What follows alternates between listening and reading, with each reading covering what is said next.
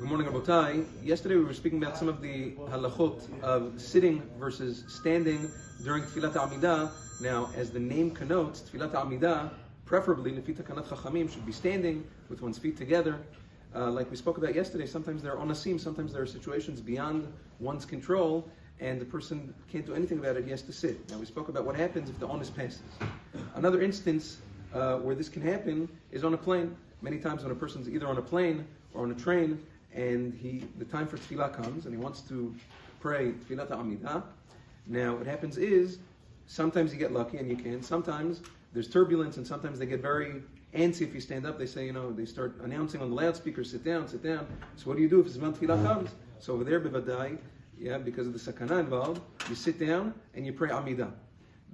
What happens is, though, if when you land, or let's say the turbulence passes and you have a chance to pray and it's still Zman Tefillah, or let's say you land, the flight lands, you go into the airport, and it's still time to pray. Like we said yesterday, most poskim hold that once the onus passes, you are obligated to pray again standing.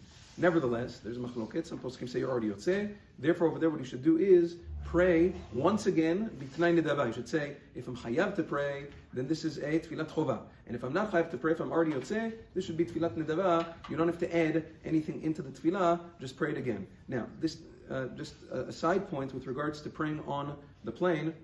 Many gdolim, Maran Zechron V'Bracha included, they would not pray b'minyan on the plane. Sometimes, especially when they look for minyanim on the plane, sometimes you can have some people that are very aggressive to have you join the minyan on the plane. And they look at you weird if you don't join the minyan on the plane. What's wrong with you? But know that many Gdolei Olam did not. Maran Zechron V'Bracha, Agon of Shalom Azal Ben Auerbach also prayed b'yachid on the plane because they felt that praying b'minyan many times gets in the way of the flight crew, makes them nervous, makes them agitated, even if you do it normally. And usually the minyanim that do happen, it's usually praying next to the bathrooms, which is a she'elah if you can pray there to begin with the smell and whatever. Sometimes it's too rushed. A person can't pray too much b'chavana.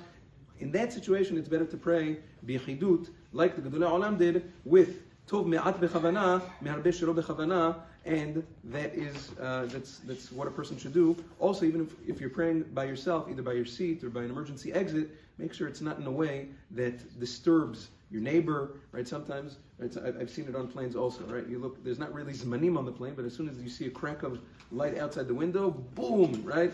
Everything breaks loose. Time pull out the tefillin, visit. People are sleeping.